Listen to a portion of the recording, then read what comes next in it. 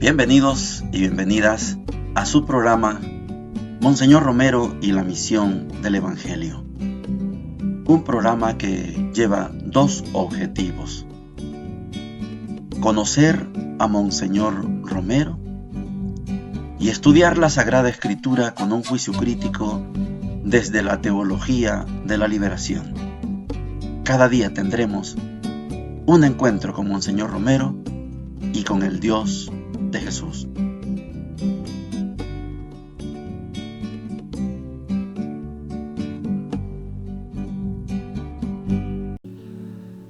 Hola, ¿qué tal? Es martes 16 de enero.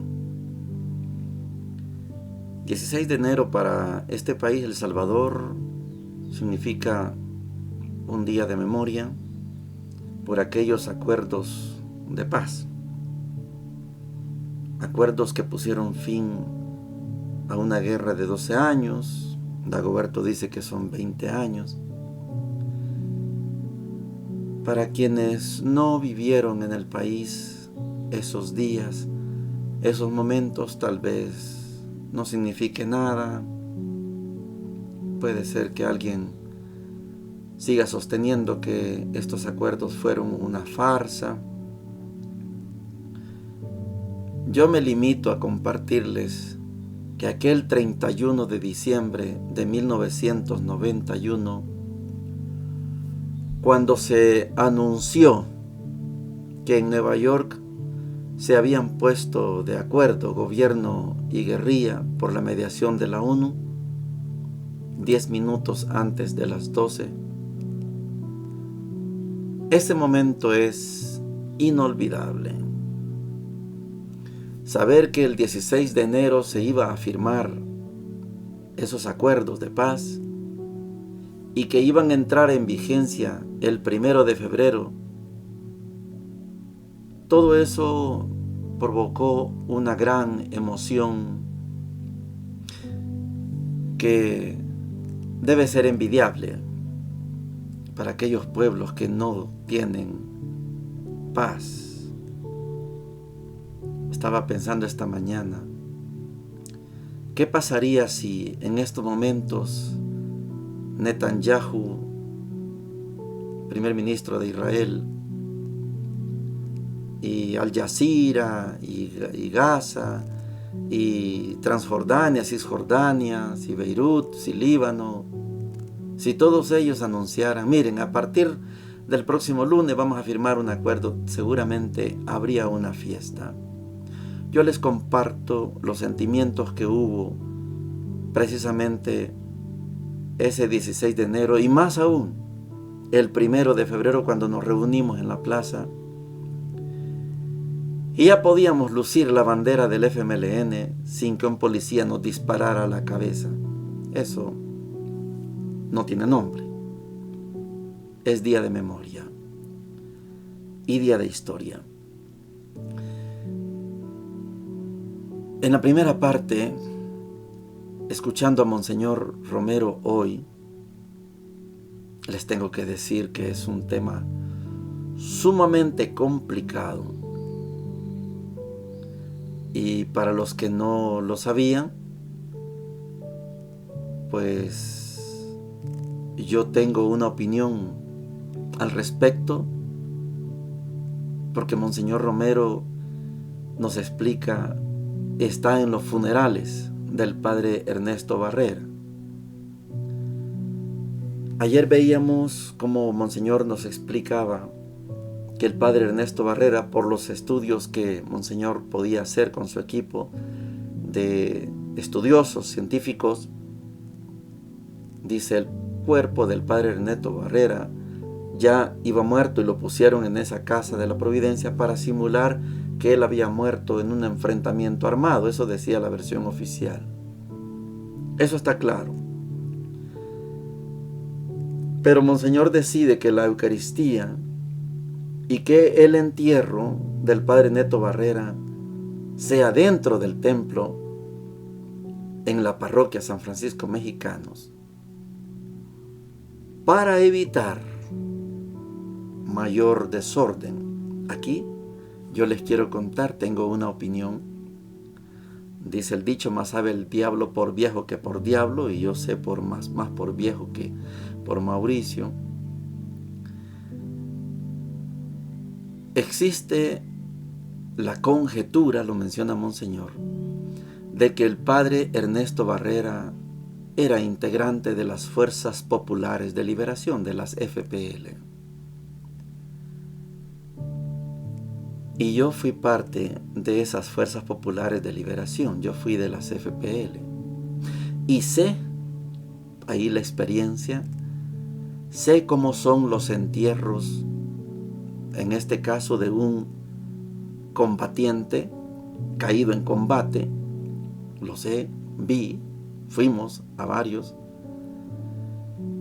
y Monseñor por prudencia hace la celebración de la misa y el entierro dentro del templo, porque si salían a la calle con el cadáver del padre Ernesto Barrera, en el caso, porque queda la duda, en el caso de que el padre Neto haya sido integrante de las Fuerzas Populares de Liberación, de las fuerzas guerrilleras del Bloque Popular Revolucionario, del brazo armado, esa multitud del templo, sumada a la multitud de los compañeros en armas de las FPL, hubiera sido una verdadera manifestación. Se los puedo decir por experiencia. Todo compañero caído merecía los honores, y parte de los honores es que al féretro se le pone la bandera, y por la rabia de haber perdido un compañero, el cuerpo, el ataúd se alza en las alturas, se brinca y se gritan consignas. O sea, Monseñor Romero fue prudente. Él no dice fue de las FPL, no dice no fue de las FPL, solo dice esa información no la podemos comprobar. Y aquí quiero terminar. Pertenecer a un grupo guerrillero es clandestino. Usted que pertenece lo sabe, pero su vecino que está a la par no lo sabe, no lo debe saber. Entonces, Monseñor se reserva ese juicio. ¿Fue o no fue? Pero por prudencia, no vamos a salir a la calle con el cuerpo del padre Ernesto Barrera, sino lo dejamos dentro del templo. Santa solución. ¿Fue o no fue? Lo sabía el padre Neto, algunos cercanos seguramente. Y si no fue, pues el padre Neto está ahí en la parroquia en San Francisco Mexicanos, ahí está, muy bien. Monseñor fue prudente, y esto es de admirar. Lo clandestino, que siga siendo clandestino. Oigamos a Monseñor. Miércoles 29 de noviembre. El acto principal de este día fue el funeral del padre Neto Barrera en la iglesia de Mexicanos. Allí mismo se cavó su tumba, ya que se temía que un desfile hacia el cementerio podía ser aprovechado por grupos clandestinos y venir más desorden. La misa resultó imponente, quizá más de 60 sacerdotes y la iglesia y los campos adyacentes a la iglesia completamente llenos. Una misa que manifestaba el cariño de mucha gente para el padre Neto, principalmente del sector obrero, al cual se había dedicado de manera especial. Continúan las conjeturas de que el padre Neto pertenecía a las FPL, Fuerzas Populares de Liberación, que se consideran como fuerzas violentas del Bloque Popular Revolucionario. Todavía no podemos asegurar ni negar en sentido absoluto esta noticia que preocupa mucho a la Iglesia. Llegamos a la sección de la palabra de Dios. Es una palabra de Dios, una lectura muy profunda de esos textos que no se logran agotar en absoluto. Ni la primera lectura, ni la lectura del Evangelio, se los puedo garantizar. Hemos venido siguiendo el desarrollo de esa monarquía, el abandono del sistema político de jueces y la entrada en vigencia de un nuevo modo de gobierno que es la monarquía. Dios decide elegir rey a Saúl, pero Saúl falló, se equivocó Saúl, y ahora vamos a un nuevo rey, a un rey que a muchos de ustedes les gusta. Vamos a darle seguimiento. Y como en este programa hacemos un juicio crítico desde la teología de la liberación, entonces vamos a comenzar a ver la historia del rey David. La primera lectura entonces está tomada del primer libro de Samuel, capítulo 16, versículos del 1 al 13, y dice lo siguiente: En aquellos días, el Señor dijo a Samuel: ¿Hasta cuándo vas a estar lamentándote por Saúl, si yo lo he rechazado como rey de Israel? Llena el cuerno de aceite y vete por encargo mío a Jesé, el de Belén, porque entre sus hijos me he elegido un rey. Samuel contestó: ¿Cómo voy a ir? Si se entera Saúl, me mata. El Señor le dijo: Llevas una novía y dices que vas a hacer un sacrificio al Señor. Convidas a Jesé al sacrificio y yo te indicaré lo que tienes que hacer. Me ungirás al que yo te diga. Samuel hizo lo que le mandó el Señor. Cuando llegó a Belén, los ancianos del pueblo fueron ansiosos a su encuentro. ¿Vienes en son de paz? Respondió: Sí. Vengo a hacer un sacrificio al Señor. Purifíquense y vengan conmigo al sacrificio.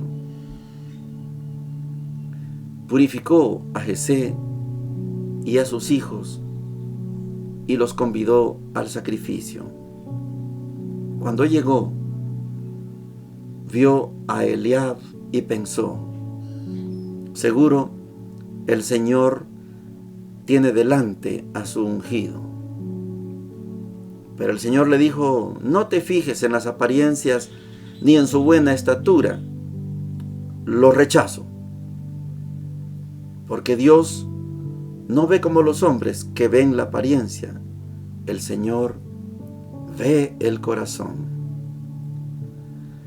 Jesé llamó a Abinadab y lo hizo pasar ante Samuel. Y Samuel le dijo: tampoco a este lo ha elegido el Señor. Jesé hizo pasar a Samá. Y Samuel le dijo: tampoco a este lo ha elegido el Señor. Jesé hizo pasar a 7 hijos suyos ante Samuel. Y Samuel le dijo: tampoco a estos los ha elegido el Señor. Luego preguntó a Jesé: ¿se acabaron los muchachos? Ese respondió: queda el pequeño, que precisamente está cuidando las ovejas. Samuel dijo: manda por él, que no nos sentaremos a la mesa mientras no llegue. Jesé mandó por él y lo hizo entrar. Era de buen color, de hermosos ojos y buen tipo. Entonces el Señor dijo a Samuel: anda, úngelo porque es este.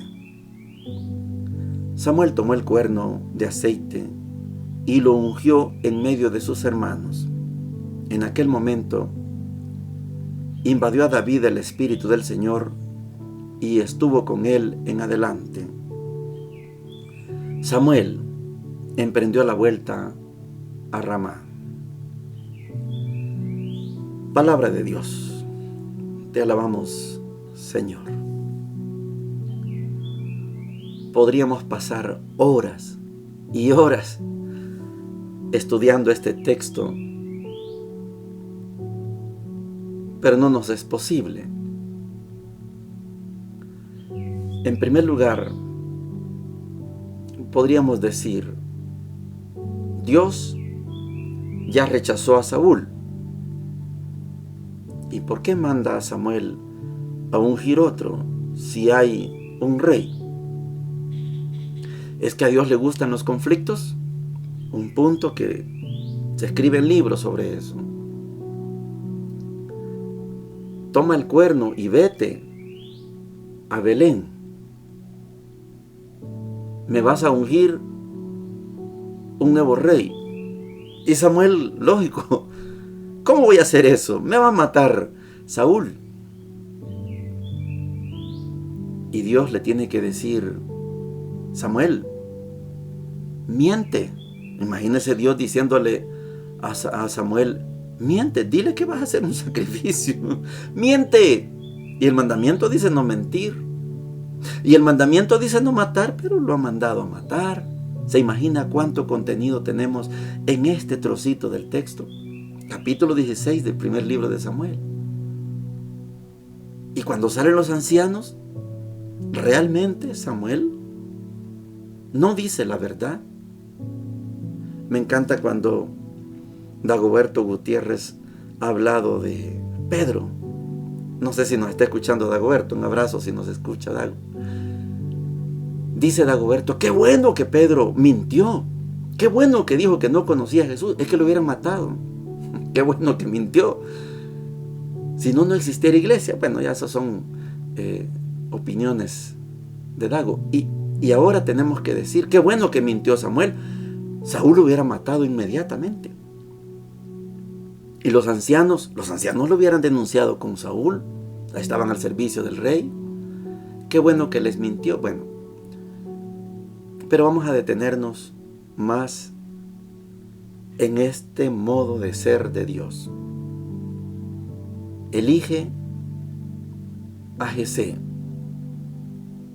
a un hijo de Jesé. Samuel no sabe quién de todo. Saúl, ¿recuerda cómo fue que escogieron a Saúl? Saúl era un tipo fortachón, grandote, etc. Y hoy Dios va a escoger a un muchacho. Píntelo del color que usted quiera, ¿verdad? En las películas de Hollywood nos ponen muchachos con ojos azules, blanquito, rubio, como quiera. Pero yo me quiero detener en la figura del pastor. Jesé está con los hijos y el más chiquito está cuidando las ovejas. Ahí hay un viraje en la mirada de Dios. Dios no mira la apariencia, mira el servicio. Los hijos de Jesé están en la casa con Jesé, no están trabajando. El muchacho, David, sí, él está en el campo, él está cuidando las ovejas. Dios escoge a un pastor. Vamos a quedarnos hasta aquí porque vamos a ver el desarrollo. Y en este desarrollo del rey David, al menos en el estudio que yo hago, vamos a encontrar al menos 3 David. Este es el primero, el muchacho, el pastor, el buena gente. Y va a acompañar a Saúl como rey, todavía como muchacho, como buena gente. Después, el rey David no es tan buena gente. Vamos a encontrarnos entonces por lo menos con 3 rey David. Espero que en el transcurso de los días vayamos estudiando así al gran rey David. La lectura del Evangelio está tomada de Marcos capítulo 2, versículos del 23 al 28, y dice lo siguiente: un sábado, en que Jesús atravesaba unos sembrados, sus discípulos comenzaron a arrancar espigas al pasar. Entonces, los fariseos le dijeron: mira, ¿por qué hacen en sábado lo que no está permitido? Les respondió: ¿ustedes no han leído nunca lo que hizo David cuando él y sus compañeros se vieron obligados por el hambre? ¿Cómo entró en la casa de Dios en el tiempo del sumo sacerdote Abiatar, y comió y dio a sus compañeros los panes de la ofrenda que solo pueden comer los sacerdotes? Y agregó: el sábado ha sido hecho para el hombre, y no el hombre para el sábado. De manera que el Hijo del Hombre es dueño también del sábado. Palabra del Señor. Gloria y honor a ti, Señor Jesús. Inagotable. Es imposible agotar este texto. Imposible. Como en este mundo, en este continente sobre todo, tenemos un conflicto entre católicos y no católicos. Algunos cercanos con los que hemos hablado aquella palabra de ecumenismo, con quienes nos podemos entender y podemos hacer equipo, podemos empezar a ponernos de acuerdo, pero con la mayoría de no católicos no nos ponemos de acuerdo. En el Antiguo Testamento se guarda el sábado, el Shabbat. Alguien puede ser de una iglesia no católica, pero cristiana, pentecostal, adventista, cualquiera, y puede guardar el sábado. El sábado comienza a las 6 de la tarde del viernes y termina a las 6 de la tarde del sábado. Es el Shabbat. Los católicos y católicas no guardamos el sábado. Entonces están infringiendo el Antiguo Testamento. Sí. Y no nos da pena decirlo. La Iglesia Católica guarda el domingo. Aquí no nos vamos a poner de acuerdo nunca, porque nosotros no celebramos el descanso del Señor, el Shabbat.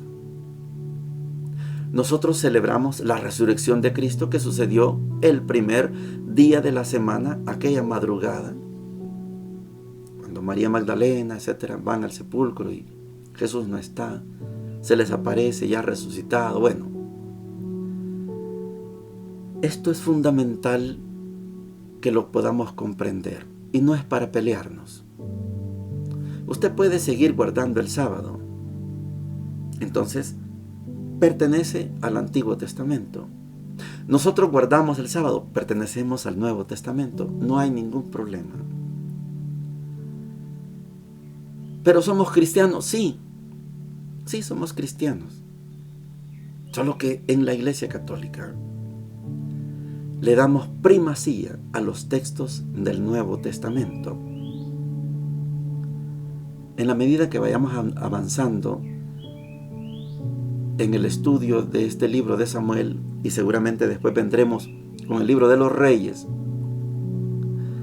vamos a ir dándonos cuenta cómo aquel Dios del Antiguo Testamento no coincide con el Dios del Nuevo Testamento. Espérese que desarrollemos todo eso y verá cómo es de difícil compaginar un Dios con el otro. ¿Hay dos dioses? No, es que así lo entendían en el Antiguo Testamento. Pero en el Nuevo Testamento no hay necesidad de entender lo que quiere Dios. No, vino Dios, Jesús. Entonces ya no hay mediación, ahora vino Él. Por eso nosotros, católicos y católicas, nos concentramos en Jesús. O sea, Jesús, cuando le dijeron, Jesús, hijo de David, ¿sí?, creían que Jesús venía para ser rey. Jesús no vino para ser rey. Vino porque es Dios. Esto fue lo que no entendió San Pablo. Ya lo hemos dicho en el video de San Pablo y sus escritos. ¿Es sábado o es domingo? ¿O son los dos? ¿Usted quiere celebrar el descanso del Señor? Siga con el Shabbat. Si quiere celebrar, concentrarse en la resurrección de Cristo, bienvenidos al domingo. Y voy a puntear, ya no me da tiempo, pero voy a puntear. Lo más delicado de este texto es el tema del sábado como ley. Jesús está tocando una de las dos grandes instituciones del judaísmo, el sábado. El sábado es para el hombre y la mujer, no el hombre y la mujer para el sábado. El sábado está al servicio de nosotros y nosotras, no nosotros y nosotras al servicio del sábado. Si lo traducimos esto por la ley está a nuestro servicio, no nosotros al servicio de la ley. Aquí hay un material enorme, pasaríamos días y días. Hace unos meses estuve en San Antonio Abad, en algo que le llamaron ellos análisis de la coyuntura. Yo no soy especialista en eso, pero como se tocó el tema de las elecciones, entonces esa constitución debe estar al servicio de nosotros, no nosotros al servicio de esa constitución. Les decía yo, primero no la hicimos nosotros. Esa constitución es una vieja constitución hecha para una coyuntura por unos coyuntores, por unos políticos de la época. Y entonces ahí se arma una gran discusión.